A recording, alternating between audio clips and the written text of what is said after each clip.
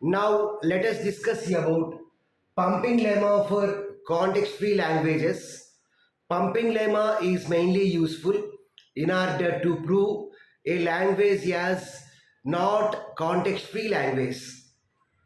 Let us see the explanation. Let L be a context-free language.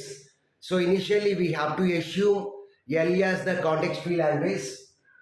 Let n be an integer constant. So assume n value and select a string z from the language L such that mod z is greater than or equal to n.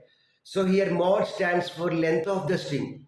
So we have to select a string from the language in such a way that mod z means length of the string. So length of the string is greater than or equal to n. So if that condition is satisfied, then we can divide the string into 5 parts such as u, v, w, x, y, such that by satisfying these two conditions, mod vwx is less than or equal to n. Here vwx stands for the middle part of the string, so it should be less than or equal to n, and mod vx is greater than or equal to 1. So here next we have to check this condition, u v power I w x power I y.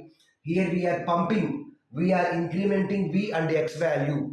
Initially I value is 0, next I value becomes 1, next I value becomes 2, next I becomes 3, likewise. So that's why here the second condition is mod vx is greater than or equal to 1. So here the point is we have to divide the string into 5 parts such as u, v, w, x, y in such a way that we need to satisfy these two conditions. First condition, the middle part such as mod vwx is less than or equal to n. Second condition is that pumping variable mod vx is greater than or equal to 1. If these two conditions are satisfied, then we have to check this case also. For I greater than or equal to 0, u v power I w x power I y is in the language. Let us see practically. Let us solve this problem. Prove that L is equal to a power n square such that n greater than or equal to 1 is not a context-free language. Let us see the solution. Initially we have to assume this language as the context-free language. So let L be a context-free language. Next we have to assume n value. So before that let us generate the language. L is equal to, here what is the initial value of 1? If n is equal to 1, then we can write as a power 1 square. A power 1 square means a power 1. So single a. If n is equal to 2, a power 2 square. A power 2 square means a power 4. So a power 4 means 4 a's. If n is equal to 3, then a power 3 square. A power 3 square means a power 9. A power 9 means 9 a's. So 9 a's. So likewise perfect square. Next to 16 a's, 25 a's like that. 4, 5, 6, 7, 8, 9. So on.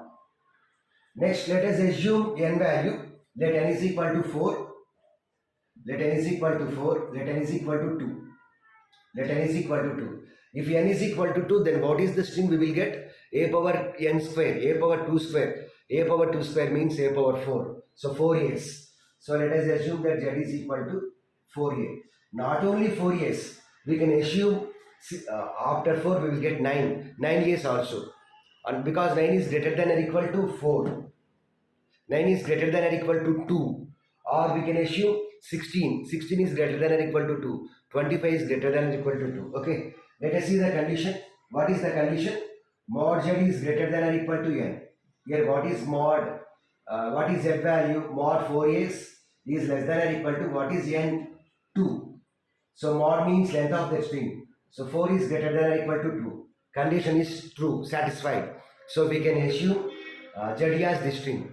Next we have to split the string into 5 parts. Here what is the string?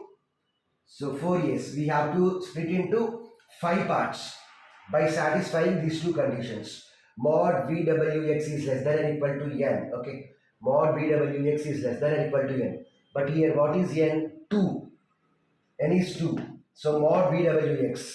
So if we assume v as a, w as a, x as a, then we will get mod 3a's. So 3 less than or equal to 2. Condition is false.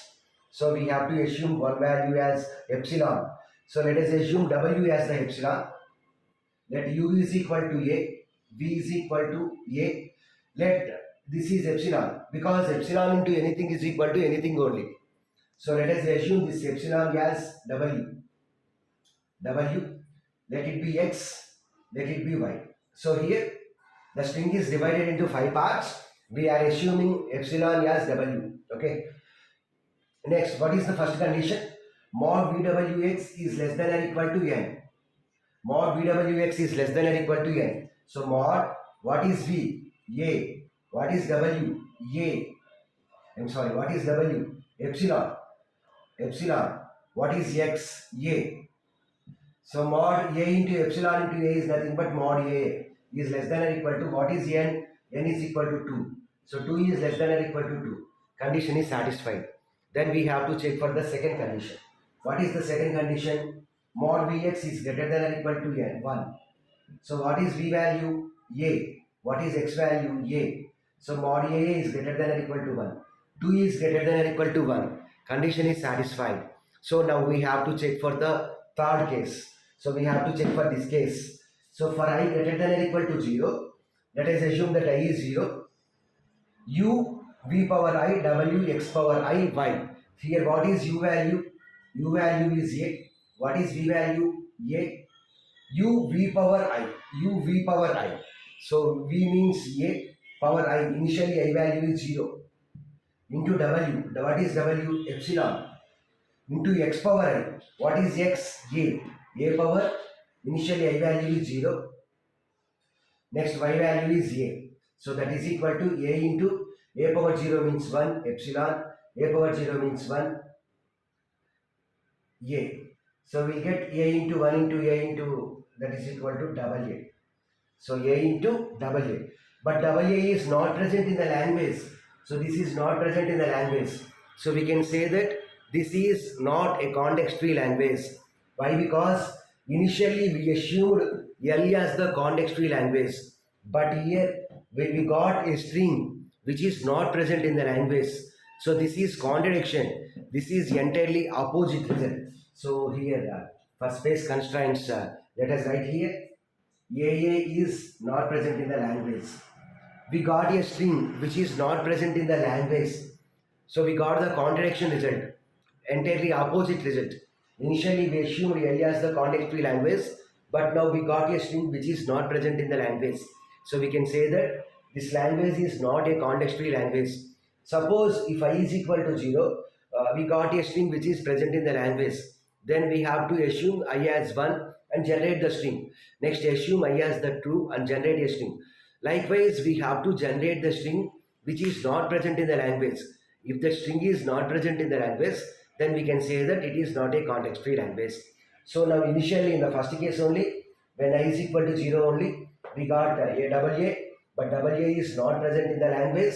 U V power I, A into A power 0 into, here W is epsilon, A power 0 into A. So that is double A. But double A is not present in the language.